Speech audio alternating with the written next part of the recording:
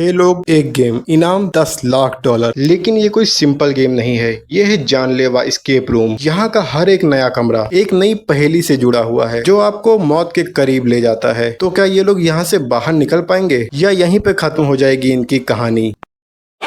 कहानी की शुरुआत में हमें बेन नाम का एक लड़का दिखाया जाता है जो कि एक कमरे में फंसा हुआ है। उसे जल्दी ही यहाँ से निकलना होगा, नहीं तो वो यहाँ पे मारा जाएगा। यहाँ से कहानी 3 दिन फ्लैशबैक में जाती है, जहाँ शिकागो में हमें इस कहानी के 6 अलग अलग कैरेक्टर से मिलवाया जाता है। जिसमें से सबसे पहले हमें जोई को दिखाया जाता है जो कि एक स्टूडेंट है और इसकी हॉलीडे स्टार्ट होने वाली है। इस वजह से उसका टीचर उसे स्टडी पर फोकस करने के लिए कहता है। वहीं हमें बेन को दिखाया जाता है जो एक ग्रोसरी स्टोर में स्टॉप बॉय का काम करता है, लेकिन वो वहाँ पर कैशियर की नौकरी करना चाहता है, मगर उसे स्मोकिंग और ड्रिंकिंग की आदत होती है जिस वजह से उसे ये नौकरी नहीं मिलती। और तीसरे नंबर पे हमें जेसन को दिखाया जाता है जो कि एक स्टॉक ब्रोकर है। अब इन तीनों लोगों को अपने जानकार लोगों से एक ब्लैक बॉक्स मिलता है जिसे खोलना बहुत मुश्किल होता है और ये तीनों बहुत ही कोशिश के बावजूद इन बॉक्स को खोल लेते हैं। उन बॉक्स के अंदर एक इन्विटेशन कार्ड होता है और ये इन्विटेशन होता है एक एस्केप रूम का जो कि एक पजल है, जो कि एक भूल भुलैया होती है। और अगर ये एस्केप रूम से बाहर निकल आते हैं तो इनको प्राइस मनी $10,000 दिया जाएगा। इतनी बड़ी रकम सुनकर ये तीनों के तीनों वहां जाने का फैसला करते हैं। जब ये वहां पहुंचते हैं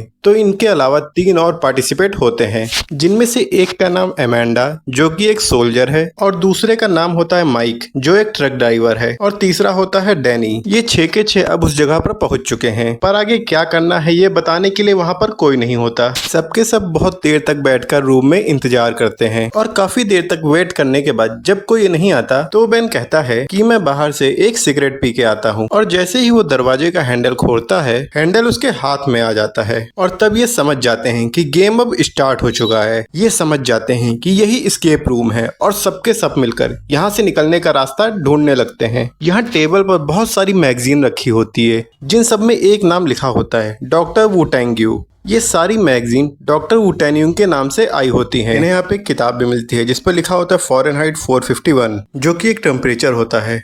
ये लोग देखते हैं कि बेन से जो दरवाजे का हैंडल टूटा हुआ था वहां पर भी एक टेम्परेचर कंट्रोलर है।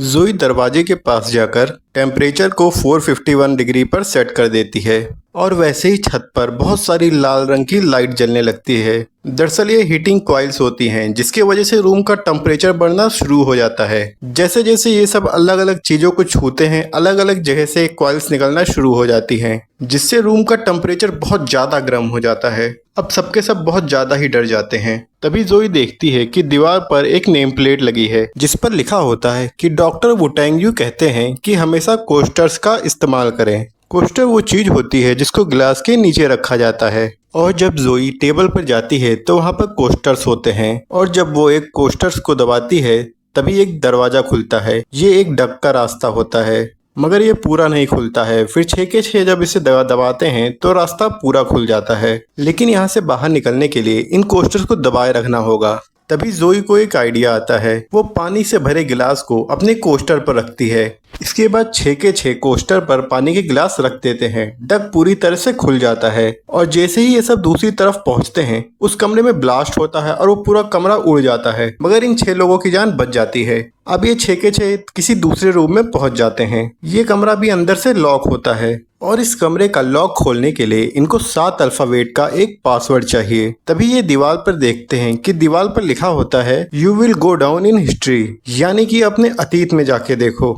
और तभी बेन को एक बात याद आती है कि एक दिन वो अपने दोस्तों के साथ कार में कहीं जा रहा था और वो यही गाना गा रहा था, और इस गाने में एक नाम आता है जो कि होता है रुडोल्फ। और ये जैसे ही दरवाजे पर रुडोल्फ टाइप करते हैं वो दरवाजा खुल जाता है। सबके सब कमरे से बाहर आ जाते हैं और यहाँ पर आके ये देखते हैं कि यहाँ पर चारों तरफ बर्फ जमी हुई है। यहाँ का मौसम बहुत ज्यादा ठंडा है और यहाँ से ये काफी दूर तक देख पा रहे हैं, लेकिन जैसे ही वो आगे जाता है वहाँ पर स्क्रीन होती है। दरअसल उसके सामने एक इल्यूजन होता है। जैसे ही वो स्क्रीन पर हाथ लगाता है एक खिड़की से ठंडी हवा आना शुरू हो जाती है, और अगर इन्होंने जल्दी ही यहाँ से बाहर निकलने का कोई रास्ता नहीं ढूंढा तो यहाँ पर तीनों जम के मारे जाएंगे। फिर इनको एक दरवाजा मिलता है, मगर इस दरवाजे में एक लॉक होता है जिसकी चाबी इनको ढूंढनी पड़ेगी। और जब ये सब मिलकर चाबी ढूंढ रहे होते हैं तो इनको एक जैकेट मिलती है, मगर ये 6 के 6 लोग समझ जाते जाते हैं कि ये एक जैकेट इन सबको आपस में लड़वाने के लिए रखा गया है और ये लोग तय करते हैं कि एक एक कर इस जैकेट का इस्तेमाल सभी करेंगे। सबसे पहले ये जैकेट जोई को दी जाती है।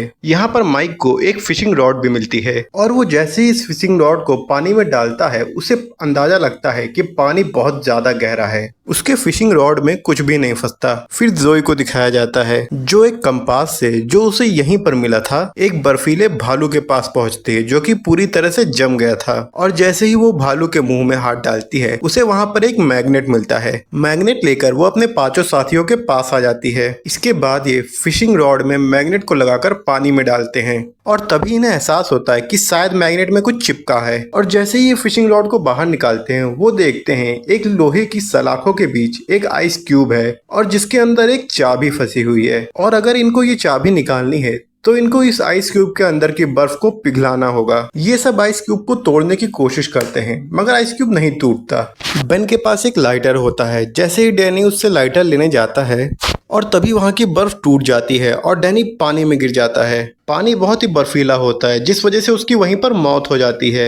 ये देखकर सबके सब बहुत ज्यादा घबरा जाते हैं क्योंकि डैनी के साथ वो लाइटर भी बहकर चला गया था और अगर इन्होंने कुछ ही समय में चाबी को निकालकर दरवाजा नहीं खोला तो ये सब भी यहाँ जमकर मारे जाएंगे। ये सभी मिलकर अपने शरीर की गर्मी से बर्फ को पिघलाना शुरू करते हैं और कई घंटों तक ऐसा करने के बाद फाइनली चाबी भी निकल आती है। ये चाबी को दरवाजे पे लगाते हैं मगर ये क्या हुआ, दरवाजा तो खुलता नहीं है क्योंकि ये असली दरवाजा होता ही नहीं। असली दरवाजा इनके पीछे होता है जो कि खुल गया था। सभी मिलकर दरवाजे की तरफ भागना शुरू कर देते हैं और बर्फ भी यहाँ पर टूटना शुरू हो जाती है। पानी में गिरने से पहले ये सभी रूम को पार कर देते हैं और चौथे रूम में पहुंच जाते हैं और यहाँ पर आकर ये देखते हैं यहाँ सब चीजें उल्टी रखी हुई हैं, यानी कि यहाँ पर छत नीचे है और फर्श ऊपर है। और तभी इनको एक दरवाजा दिखता है जिसमें हैंडल नहीं लगा होता, जिसे देखकर ये लोग समझ जाते हैं कि अगर इनको यहाँ से बाहर निकलना है तो उन्हें दरवाजे का हैंडल ढूंढना पड़ेगा। ये देखते हैं कि ऊपर इनके एक पूल टेबल होती है जहाँ पर 8 नंबर की बॉल मिस होती है और यहाँ पर इस कमरे का नाम भी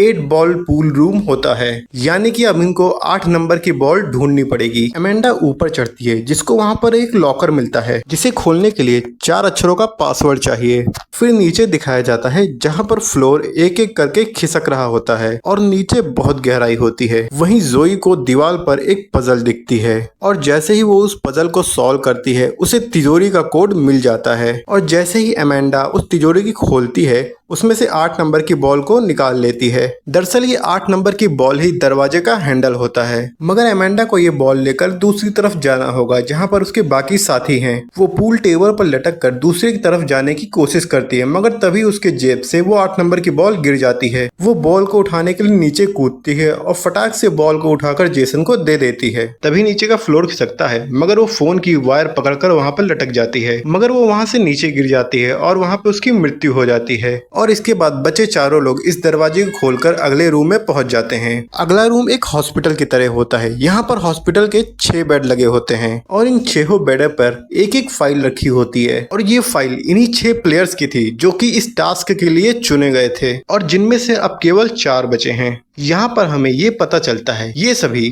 अपनी जिंदगी में किसी ऐसे हादसे से गुजरे थे जहाँ पर केवल इनकी जिंदगी ही बच पाई थी, बाकी इनके सभी साथी मारे गए थे। यानी कि यहाँ पर जो भी प्लेयर आए थे ये सबके सब बहुत लकी हैं और गेम का जो मास्टरमाइंड है वो देखना चाहता है कि इन 6 प्लेयर में से सबसे लकी कौन है। तभी उनको यहाँ पर हाथ की उंगलियों के कुछ एक्सरे मिलते हैं। बेन इन एक्सरे को देखकर समझ जाता है कि एक साइन लैंग्वेज है। बेन बताता है कि उसका भाई सुन नहीं सकता था और ये बात गेम वाले जानते हैं, इसलिए उन्होंने ये हमें क्लू के रूप में दिया है। इन साइन का मतलब होता है EKG और सभी मिलकर EKG मशीन को यहाँ पर ढूंढना शुरू कर देते हैं और इन्हें EKG मशीन मिल भी जाती है। साथ ही साथ ये यहाँ पर देखते हैं कि यहाँ पर स्क्रीन पर एक रिवर्स टाइमिंग भी चल रही होती है जो कि 3 मिनट की होती है। अगर 3 मिनट में ये सब यहाँ से बाहर नहीं निकले तो यहाँ पर जहरीली गैस फैलना शुरू हो जाएगी। फिर जोई को दिखाया जाता है जो कि यहाँ पर लगे सब कैमरों को तोड़ रही होती है, क्योंकि उसे ये लग रहा होता है कि अगर ये गेम वालों के हिसाब से यहाँ पर चलेंगे तो कोई भी यहाँ से जिंदा नहीं निकल पाएंगे। वहीं जेसन को दिखाया जाता है जो माइक और बेन से कहता है कि अगर इस ईकेजी मशीन को अपने हार्ट से कनेक्ट करें और सही हार्ट बीट आ जाए तो दरवाजा खुल जाएगा। वो सबसे पहले इसे बेन पे ट्राई करते हैं लेकिन दरवाजा नहीं खुलता और इसके बाद माइक पर ट्राई करते हैं और तब भी दरवाजा नहीं खुलता। और तभी रेडियो से एक आवाज आती है, टेस्टिंग योर लिमिट्स, यानी कि अपने लिमिट को बढ़ाओ। उन्हें समझ आ जाता है कि उनको अपने हार्ट रेट को बढ़ाना होगा और इसके लिए वो माइक को कन्विंस कर लेते हैं कि वो उन्हें इलेक्ट्रिक शॉक देंगे जिससे उसका हार्ट रेट बढ़ जाए। और जैसे ही वो माइक को इलेक्ट्रिक शॉक देते हैं उसका हार्ट रेट तो बहुत ज्यादा बढ़ जाता है मगर दरवाजा नहीं खुलता और माइक की मौत भी हो जाती है। और अब यहाँ पर केवल 3 लोग बचे हैं और इनको समझ में आता है कि उनको हार्ट रेट को बढ़ाना नहीं है बल्कि कम करना है। इसलिए जेसन मशीन को अपने हार्ट से कनेक्ट करता है और तभी वहाँ पे जहरीली गैस फैलना भी शुरू हो जाती है। जेसन अपनी दिमाग को पूरी तरह से शांत कर देता है जिससे उसका हार्ट रेट धीरे धीरे कम होना शुरू हो जाता है और कुछ ही देर बाद दरवाजा खुल जाता है। बेन और जेसन दरवाजे की दूसरी तरफ चले जाते हैं मगर जोई उनके साथ नहीं जाती क्योंकि वो समझ गई है कि अगर वो इस गेम के रूल के हिसाब से चलेगी तो वो यहाँ से कभी बाहर नहीं निकल पाएगी। जहरीली गैस की वजह से जोई यहाँ पर बेहोश हो जाती है और बेन और जेसन दूसरी रूम में आ जाते हैं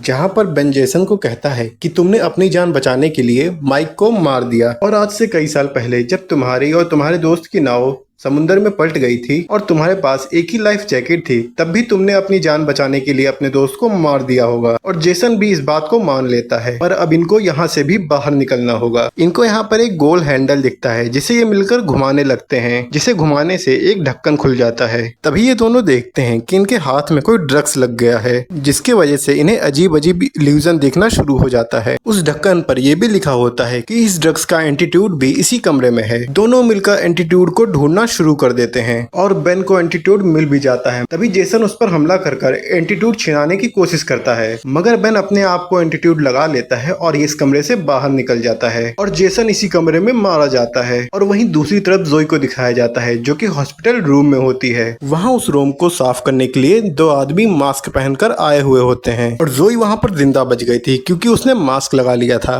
जोई उन दोनों पर हमला कर देती है। वहीं बेन को दिखाया जाता है कि वो दूसरे कमरे में पहुंच गया है जहाँ पर दरवाजे पर उसे 4 डिजिट का कोड डालना होगा। लेकिन बेन को समझ में नहीं आता कि अब वो करे तो करे क्या। यहाँ पर उसे एक किताब मिलती है जिस पर एक कोड लिखा होता है जिसके हिसाब से इस रूम में एक घड़ी होनी चाहिए। वहीं बेन देखता है कि यहाँ पर कुछ तस्वीरें ऐसी हैं जो उस घड़ी की सुई की तरह इशारा कर रही हैं जिससे उसे कोड का पता चल जाता है और वो दरवाजे पे कोड डालकर वहाँ से बाहर निकल जाता है। फिर उसके सामने गेम का मास्टर आता है जो कहता है कि हम हर साल इसी तरह गेम का आयोजन करते हैं। हम हर साल अलग अलग कैटेगरी के लोगों को यहाँ पर बुलाते हैं। पिछले साल हमने एथलीट्स को बुलाया था और उसके पहले हम लोग ने साइंटिस्ट को बुलाया था। वो बताता है कि जिस तरह घोड़ों की रेस में घोड़ों पे पैसे लगाए जाते हैं ठीक उसी तरह दुनिया भर के रईस आदमी इस गेम के प्लेयर्स पर पैसे लगाते हैं और अगर उनका प्लेयर जीत जाता है तो वो अरबों रुपए के मालिक बन जाते हैं। बेन को लगता है कि वो इस गेम को जीत गया है और उसे जाने दिया जाएगा मगर तभी गेम मास्टर उस पर हमला कर देता है और उसे मारने की कोशिश करता है। पर तभी जोई आती है जो उस मास्टर पर गोलियां चलाकर उसको घायल कर देती है और दोनों मिलकर उसको खत्म कर देते हैं और दोनों एस्केप रूम से बाहर निकल जाते हैं। बेन जख्मी होता है इसलिए उसे हॉस्पिटल ले जाया जाता है। जोई बाद में डिटेक्टिव को इस बिल्डिंग में लेकर आती है मगर तब तक यहाँ पर सारे सबूत को मिटा दिए जाते हैं। यहाँ पर कुछ भी नहीं मिलता और पुलिस भी बेन की बात पे कोई भरोसा नहीं कर रही थी क्योंकि जब उन्हें बेन मिला था तब उसकी बॉडी में ड्रग्स पाया गया था।